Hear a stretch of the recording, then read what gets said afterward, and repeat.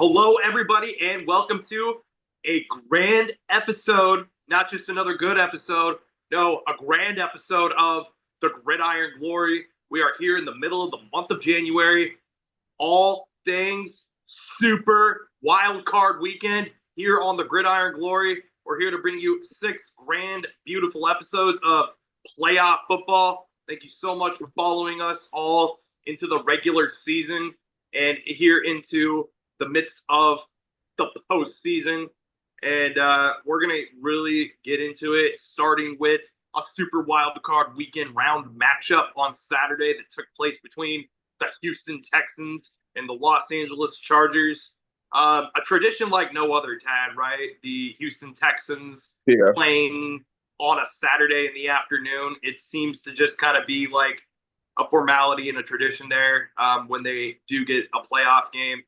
At this point, going forward, if they were to play a playoff game not on a Saturday in the afternoon to start, if they were in the wild card round, I would be shocked. I would be like, something is seriously wrong. What is going on? So, nonetheless, this Houston Texans team with second-year pro out of Ohio State, C.J. Stroud, coming in here, taking leadership, taking the charge. You know, obviously the Chargers had finished their season 11-6. Texans had finished 10-7. But I was just simply, Tad, I was absolutely impressed by the Texans' defensive play more than anything else in this game. And while yes, C.J. Stroud obviously did have really good numbers: 22 of 33, 282 yards, a touchdown, and an interception. Not a bad performance from a stingy defensive line that was the Chargers, only allowing the 3 sacks. So, Tad, this was kind of not a super fast moving game into the first half. I mean, it was very defensive between both teams going into most of it. But then very late in the game, the Houston Texans, they took off and, they did their thing. I mean, there was a good point of momentum shift in the middle of the third quarter when it was 6-10, and the Chargers did get that interception, and you had to have figured in that moment, Tad, that that was a good point of possible turnaround there for the Chargers. But then obviously the Texans just did their thing in the fourth quarter.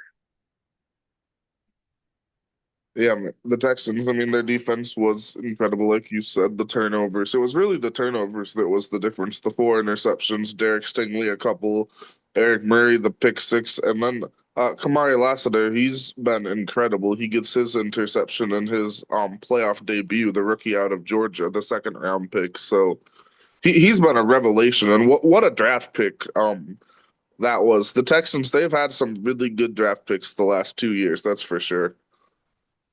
They've had some really good draft picks. They've done their homework.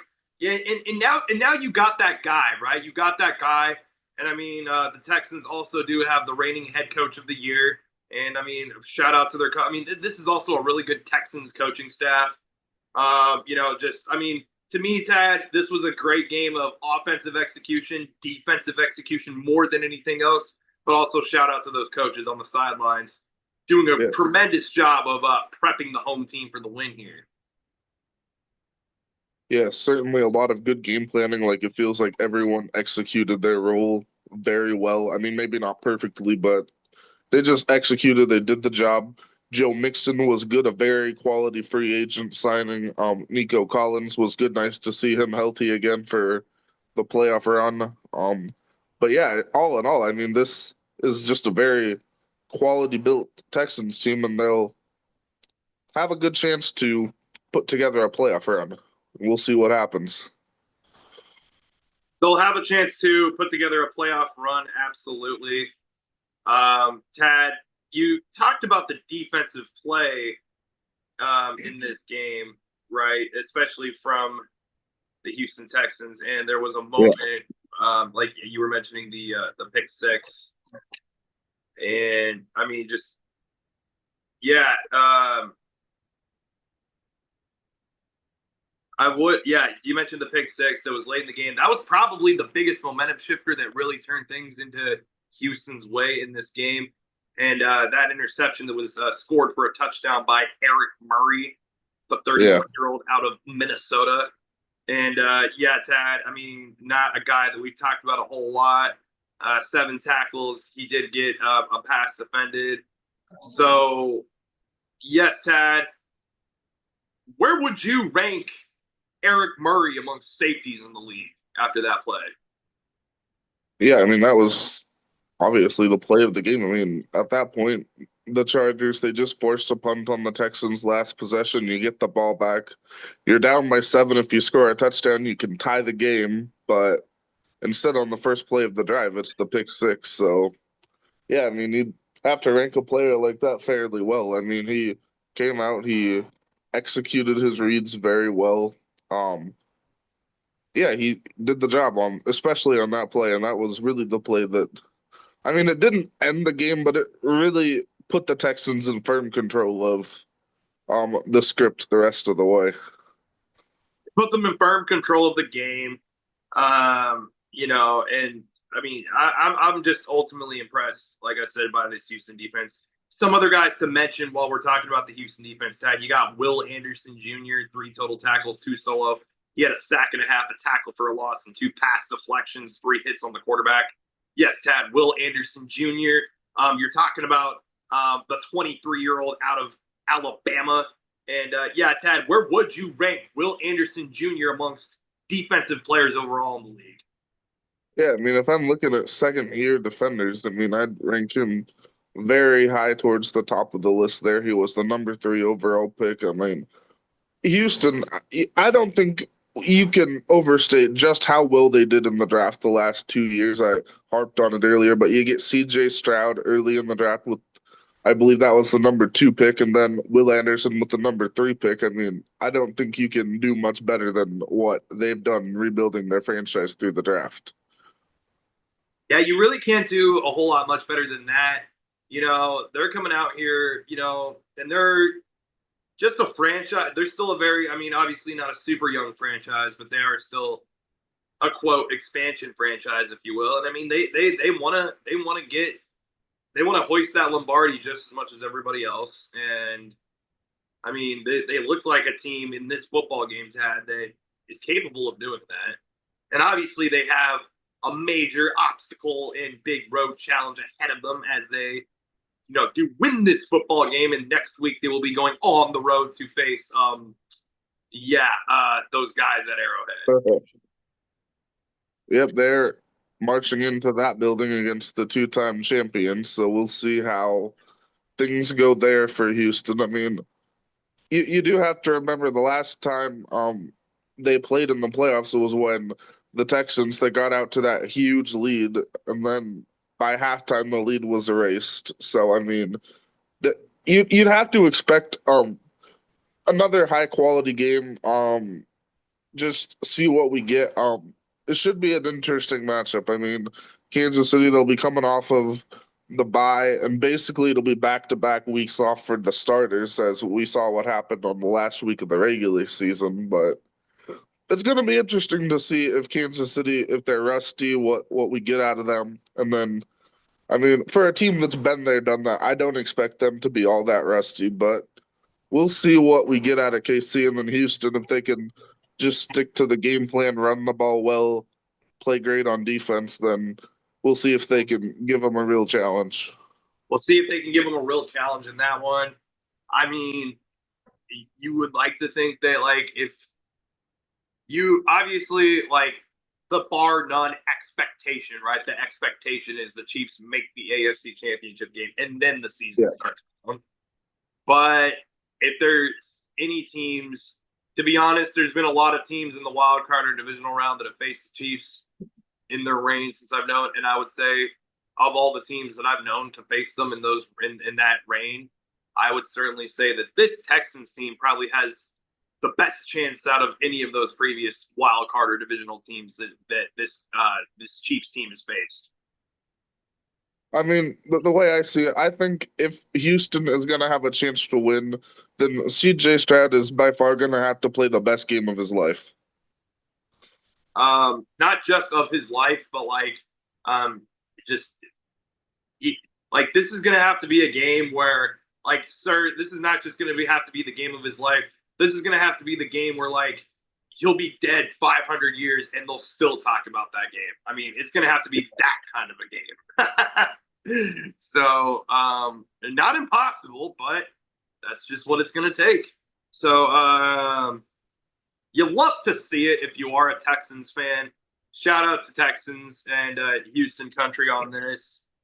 Real quick, Tad, there was one more player. I don't want to. I don't want to leave him completely unmentioned because he also had a pretty good performance in this game, and that is Mario Edwards Jr., who had two total tackles, a solo tackle, a sack and a half, a tackle for a loss. He did get to the quarterback a couple of times. Yeah, you're looking at number 97, Mario Edwards Jr., the defensive tackle out of Florida State.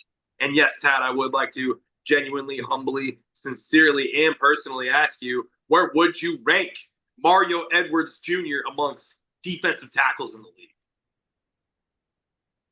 Yeah, he's a seasoned veteran, if nothing else. I mean, he was drafted to Oakland back when they were actually Oakland in 2015. Like you said, out of Florida State. Now he's been around the block. This is his fourth team in 4 years now. Chicago to Tennessee to Seattle to Houston. So he's been around the league. He's had an interesting career. Three sacks this year. Yeah, he's a veteran that has a role. He's a veteran that has a role, so you like to see it. And then, so Texans go on to advance. They will play the Kansas City Chiefs next weekend. Be sure to catch us next week on the Gridiron Glory to recap divisional divisional round coverage next week. But before we go, we are going to recap the season for the Los Angeles Chargers. You Chargers fans out there, I mean, I definitely don't want to take away. I mean, you guys did look, pretty solid and everything, but just not exactly, like I said, Justin Herbert with the 4 interceptions, not exactly what you were looking for. Um, yeah, J.K. Dobbins, 9 carries, 26 yards. Just Tad, this Chargers team just got outplayed by Houston in every way and Yeah, outmatched. they were outplayed, out toughed.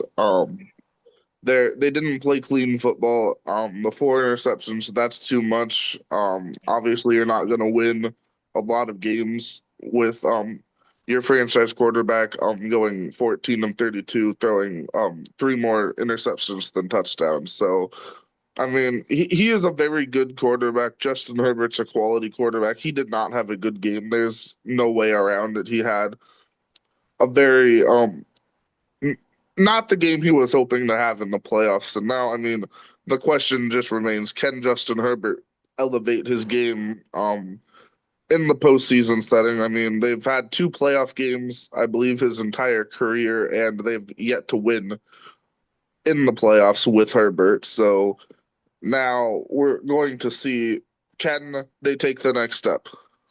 Can they take the next step? Tad, recapping the season for LA.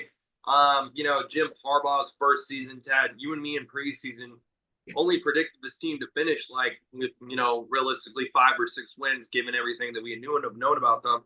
Jim Harbaugh, you mentioned this in preseason, Tad. You said it yourself that Jim Harbaugh, he wins everywhere, he wins everywhere he goes. Obviously 11-6. To me, Chargers fans, this was still a really good season.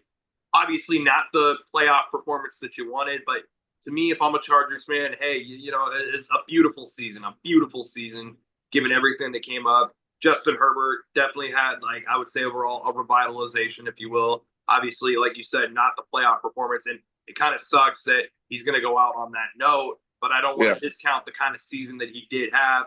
I certainly do believe, and J.K. Dobbins. Let's not forget about the comeback of J.K. of our whole entire revitalization, Tad, of J.K. Dobbins' career. So overall, Tad, for the entirety of the season and just overall amongst players in the NFL, like, what's your take and rank on J.K. Dobbins and if he stays in LA, what does that mean for this club going forward into the future? Yeah, I mean, I think there's a lot of questions about where J.K. Dobbins is going to be next year. It was a 1 year contract, and I mean, it seems he wants to stay with the Chargers, but there's a lot to be decided there. But just to see him out there competing at the level he did, after the injuries he's gone through in Baltimore, the injury he suffered this year, he's just goes out there, he gives it his all. He's when he was healthy, he was one of the top rushers in the league this year. I mean, just seeing what he has been able to accomplish, it's great to see. I mean, I'm sure there were a lot of fans that were questioning if he would ever play at any level, let alone the level he's playing after seeing the injuries he went through in Baltimore. And now here he is proving that he still has a lot left to give. He has a lot left to give. Another player that has a lot to offer and a lot to give, and a player that really, really, really, really impressed me this football season, wide receiver Lad McConkey. Tad, I would like to personally get your take and your rank on Mr. Lad McConkey. Yeah, I mean he was really the only receiver that showed up much in this playoff game with his 9 catches for 197 yards, 1 touchdown. I mean that's by far the best receiver performance in the wild card round, despite Yes. the unfortunate loss. I mean, that's honestly that might be the best rookie playoff performance I've ever seen from a wide receiver in their first playoff game. That I mean, that's got to rank highly up there. But yeah, he's had the great season. He finishes 10th in the league in receiving yards as a rookie. The 7 touchdowns, so an incredible year. That's one draft pick they got right, the second round pick out of Georgia. So they made that decision well. And now the question that the Chargers have is, can they find him a partner in the wide receiver room? I mean, you got to see a little more than what we saw out of the other receivers. I mean, Quentin Johnson, no catches on 5 targets. Darius Davis, 1 catch for 4 yards. DJ Chark, 1 catch for 10 yards on 4 targets. You want to see a little bit more out of the Chargers wide receiver room. And the question is, what do they do to rebuild that room? Do they look at the draft, free agency? So what's your take on that? My take is, obviously it might take a couple of more draft rounds, a couple of more draft days, a couple more rounds of Sure. free agency to really get that developed into the way that they want to. Lad McConkey, though, does finish the season 82 catch, 82 receptions, 112 targets, 1,149 yards, 7 touchdowns. So and that was in the regular season, and then obviously, Sure. massive performance in the postseason. So a tremendous performance for Lad McConkey. And yeah, Tad, I'm not quite sure what draft pick they have on draft day, but I mean, it's probably safe to say that you could definitely utilize it for another wide receiver. Absolutely. The LA Chargers will be drafting 22nd overall in the draft.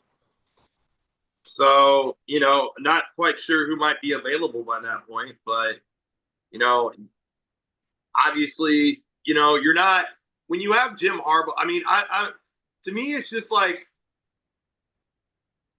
honestly, maybe based on this playoff performance, maybe you do want to upgrade a defensive player or two, or maybe Good. this is something we talked about in the past with the Chargers. Like, yeah, it's 11-6, but you also feel like okay, because you have a Justin Herbert, because you have a Jim Harbaugh, things like that. But maybe the Chargers still have a lot of work to do on the defensive side of the ball. It seems, Tad. I think if they wanted to look on defense, they'd probably be looking in the linebacker room. I mean, they're getting older in the linebacker room.